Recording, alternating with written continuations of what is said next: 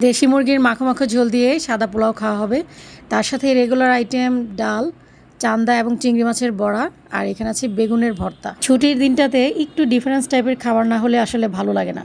Hello everyone, আসসালামু আলাইকুম। কেমন আছেন আপনারা সবাই? আশা করছি সবাই খুব ভালো আছেন এবং সুস্থ আছেন। তো প্রতিদিনের মতো আজকেও চলে এসেছি আপনাদের মাঝে নতুন আরেকটি ছোট্ট ব্লগ নিয়ে। তো আজকে ছুটির দিনটাতে কি কি রান্না হবে তার সব কিছুই কিন্তু আপনাদের সাথে শেয়ার করব। কোথাও যাবেন না, আমার সাথেই থাকুন। কারণ প্রতিদিনই কিন্তু আমি খাবার মেনুতে একটা নতুন আইটেম রাখি, তো সেটা দেখার জন্য হলেও পুরো ভিডিওটা দেখতে হবে। যে কোনো তরকারি সুস্বাদু হওয়ার পিছনে কাটাকাটিরও কিন্তু একটা অবদান আছে গাইস। সো কাটাকাটি হচ্ছে মোস্ট ইম্পর্ট্যান্ট। আমি মুরগির পিসগুলোকে একটু ছোটো ছোটো করে কেটে নিয়েছি, কারণ এইভাবে কাটলে আমার কাছে রান্নার অনেক সুবিধা হয়। আর তাছাড়া এইভাবে রান্না করলে স্বাদও অনেকটা বেড়ে যায় আমার কাছে মনে হয়। যদি আমি 10-12 কেজি মুরগি রান্না করি তাহলে অবশ্যই মুরগির পিসগুলোকে বড় করে রাখি। আর যদি 1 কেজি বা 1.5 কেজি বা 2 কেজির মতো রান্না করি তাহলে মুরগির পিসগুলোকে আমি এভাবে ছোটো ছোটো করে কেটে নিই। তো আমি এখানে পেঁয়াজ কুচি থেকে শুরু করে সব ধরনের মশলা অ্যাড করে দিয়েছি। এখন গরম তেলের উপর গরম মশলাগুলোকে আমি ঢেলে দিয়ে কিছুক্ষণ ভেজে তারপর পেঁয়াজ কুচি দিয়েছি। আর পেঁয়াজগুলোকে দেখতেই পাচ্ছেন একটু বেরেস্তা করে নিয়েছি। আর তার উপর এখন আমি চিকেনগুলো দিয়ে একটু কষিয়ে নেব।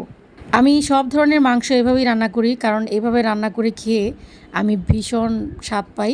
আর সেজন্য এভাবেই রান্না করি। সাদা পোলাওর সাথে মাছের বড়াটা বেশ ভালো লাগবে। তো আমি এখানে চান্দা এবং চিংড়ি দুটো একসাথে মিক্স করে নিয়েছি। খুবই সামান্য পানি দিয়ে চান্দা আর চিংড়িগুলোকে একদম ম্যাশ করে ফেলেছি। আমার রেগুলার আইটেমে ডাল থাকবে, এটা একদম মাস্ট। আর যেহেতু মাংস রান্না করছি ডাল অবশ্যই লাগবে, কারণ মাংস আর ডাল দিয়ে খেতে কিন্তু অসম্ভব মজা লাগে। চিকেন থেকে মুরগির ঝোলটা একটু কমে আসার পরে কিন্তু আমি আলু, পেঁয়াজ কুচি আর গরম মশলা দিয়ে আর একটু কষিয়ে নেব। আর এদিকে মাছের বড়াটা আমি রেডি করে রাখছি। তো এখানে আমি পেঁয়াজ কুচি, মরিচ কুচি, ধনেপাতা কুচি, হলুদের গুঁড়ো, মরিচের গুঁড়ো, গরম মশলার গুঁড়ো, স্বাদ মতো লবণ দিয়ে তার উপর দিয়ে দিচ্ছি ভেষন।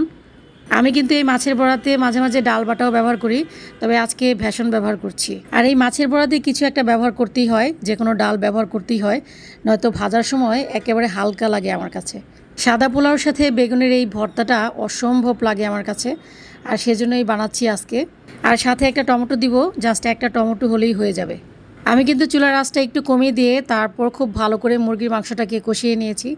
আর মুরগির মাংস যত ভালো করে কষানো হবে মুরগির মাংসের টেস্টটা অনেক ভালো আসবে। ডাল আর মুরগি রান্না হতে হতে এখনও প্রায় 20 থেকে 25 মিনিটের মতো বাকি আছে। আর সেজন্য আমি পোলাওর চালগুলোকে একদম আলতো হাতে মাত্র একবার ধোয়া দিয়ে 25 থেকে 30 মিনিটের মতো ভিজিয়ে রাখবো। আপনারা কখনোই যেই কাজটা করবেন না, পোলাওর চালগুলোকে একদম কষলিয়ে ধোয়ার চেষ্টা করবেন না, একদম আলতো হাতে ধোয়ার চেষ্টা করবেন। তাহলে পোলাওর চালের যে একটা ঘ্রাণ থাকে, খুব সুন্দর একটা ঘ্রাণ, সেই ঘ্রাণটা অটুট থাকবে। যে কোনো মাংসের মধ্যে আস্ত রসুন দিয়ে রান্না করলে আমার কাছে অনেক ভালো লাগে। সেজন্য আপনারা দেখতেই পেয়েছেন মুরগির মাংসতে আমি 5 থেকে 6টার মতো রসুন দিয়েছি। ডাল আর মুরগির মাংস রান্না করতে প্রায় অনেকটা সময় লাগে। তো এই দুটা আমার রান্না করা হয়ে গেছে। এখন বাকি আইটেমগুলো রান্না করব। বাকি আইটেমগুলো রান্না করতে যেহেতু একেবারে সময় কম লাগবে, সেজন্য আমি এগুলো একদম লাস্টেই রান্না করছি। সাদা পোলাওটা আসলে খুব বেশি একটা খাওয়া হয় না, বেশিরভাগ খিচুড়ি অথবা বিরিয়ানি রান্না করা হয়। তো আজকে অনেক দিন পর সাদা পোলাও রান্না করছি। তো পোলাওর চালগুলোকে আমি তেলের সাথে খুব ভালো করে ভেজে নিয়ে এখন আমি 3 কাপ চালে 6 কাপ পানি দিয়ে দিয়েছি।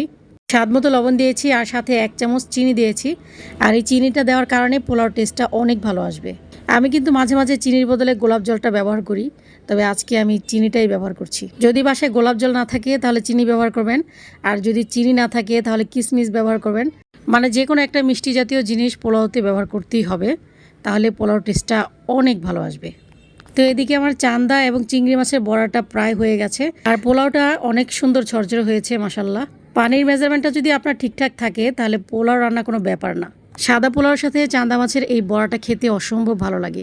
বেগুনের ভর্তা করব, তো সবার আগে আমি মরিচগুলোকে ভেজে নিয়েছি, কারণ শুকনো মরিচ যতক্ষণ না পর্যন্ত ঠান্ডা হচ্ছে ততক্ষণ পর্যন্ত কিন্তু মুচমুচে হবে না।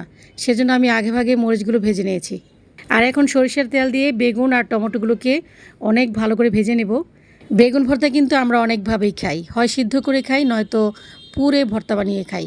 তবে ভাতের সাথে পুরে ভর্তা বানিয়ে খেলেই কিন্তু অনেক ভালো লাগে। কিন্তু সাদা পোলাওর সাথে অবশ্যই এভাবে ভর্তা বানিয়ে খেয়ে দেখবেন, ভীষণ ভালো লাগে। সাদা পোলাওর সাথে আবার পোড়া বেগুনের ভর্তা একেবারেই ভালো লাগবে না।